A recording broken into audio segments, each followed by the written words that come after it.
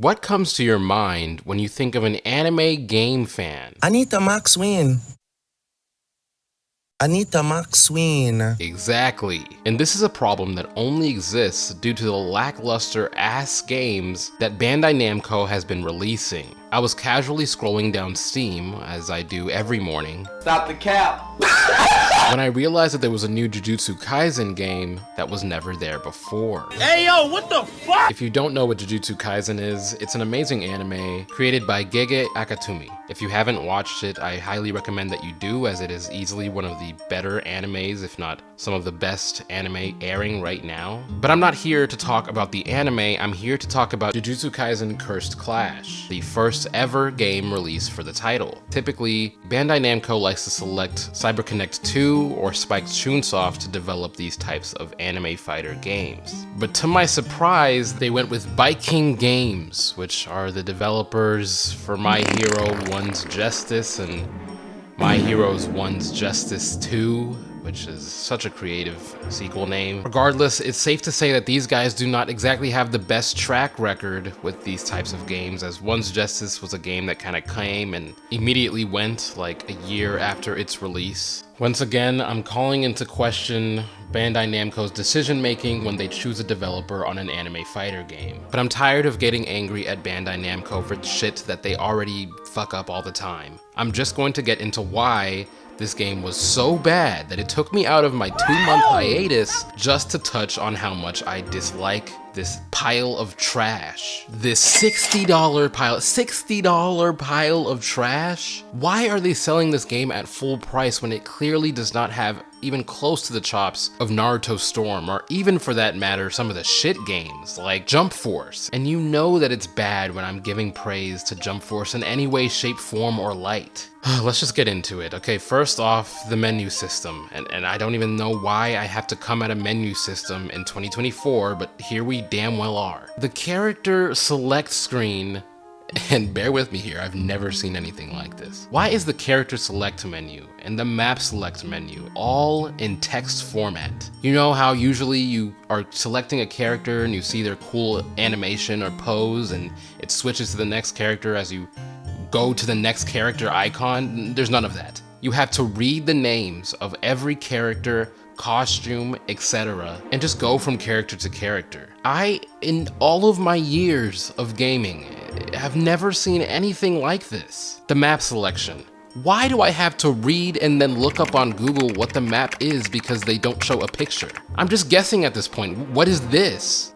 What is this? What map is this? Is it daytime? Is it nighttime? I need to know these things. It's not even difficult. Just make a still image of the map. Make a still image. It adds 2 seconds of development. And then they have the still images for the characters after I've gone through the little fucking text menu. Like, I love Jujutsu Kaisen. but goodness gracious, I don't know their names like that all the time, okay? I'm sorry. And maybe select a character, press the back button, apply the changes.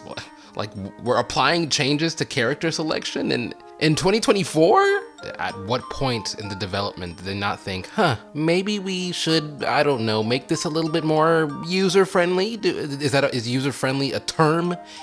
Okay. Outside of that, the story mode selects menu is also very confusing. I'm not going to go into detail about it. All I'm saying is that CyberConnect 2 has made it very easy to have a formula of how you want to do your story mode in an anime fighter game. Anyways, let's just move into the combat, which is somehow worse than any other fighting game that Byking has ever made. So typically in an anime fighting game, you'll have a small base circular arena if it's a 3D fighter game, where you can see your opponent and attack, period, point blank. However, Byking decided to go with the Xenoverse style of fighting, where it's a much larger map where you have to kind of find your enemy and you have room to run away. I'm fine with that, it's whatever, if you're able to do it correctly.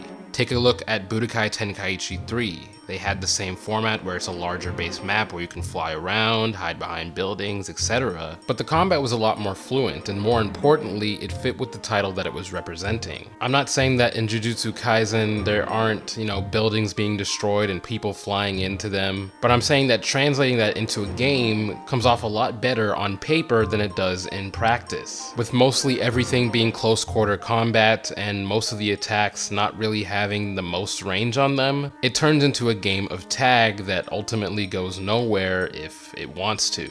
As far as the actual combat goes, what can I say? It feels choppy, it feels absolutely stagnant and not fluent at all. CyberConnect 2 has their fair share of problems when it comes to their own fighter games, I'm not denying that. But with their substitution style of battle play, it makes combos flow a lot smoother and feel like you're really fighting in an anime. That cannot be detested. With the way that Byking Games and Spike Chunsoft produce their titles, their combat comes off as really stiff and with no fluent motion, and I'm really sick and tired of it because this is the foundation of what it means to make a good anime fighter game. I want to feel like I am that character, and I want to feel cool. Do you know what feeling cool means, Byking?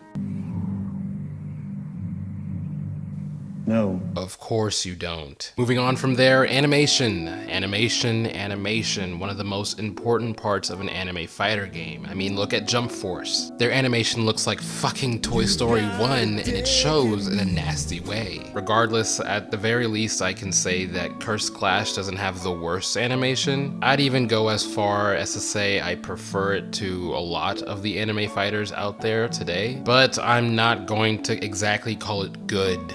You know, I'll call it acceptable, passable, feasibly accepting of praise, low key. In conclusion, yeah, I don't know what's going on at the Bandai Namco offices. I don't know what kind of hard drugs that they're on, but I guarantee you we are not going to get any good anime fighter games for the foreseeable future. I don't know, a decade, maybe more, because at this point, I've given up on anime fighters. I want to believe that this is not the case. I want to believe that Bandai Namco is going to get their shit together, or Spike Chunsoft, Byking, they're going to understand what makes a good fighter game, but let's be honest, that's not the case, because consumers will buy anything with a title that they recognize on it, and in some circumstances, just playing the characters that they've seen on the big screen, quote unquote, is enough for them to feel satiated by the experience, regardless of what that experience may be. So I'm gonna give this a hard pass. Definitely do not buy this for $60. Oh my gosh, it hurts me to say. Don't buy this at full price. I wouldn't even buy it on sale. That is my last word on the subject. Moving on, I wanted to briefly touch on where I've been for the past 2 months. I've been busy, is all I can say. I was out of the country at one point, and then I was doing school stuff at another point. It's been hectic, but I am back for good. Thank you for 1,000 subscribers. That was definitely jarring to hit, especially when I wasn't active, but I appreciate it nonetheless, and I will continue to grind, because that is what I do. If you like the video, subscribe if you want to subscribe, all that good stuff. I post videos every Sunday. Hurts to say now that I've missed, 50 Sundays? And I will catch y'all on the next one. Goodbye. Fade out time, you know? I need that Max Ween. Why was Drake even saying that? Like, I don't understand. I don't understand what that man's been on the past couple of, I don't know.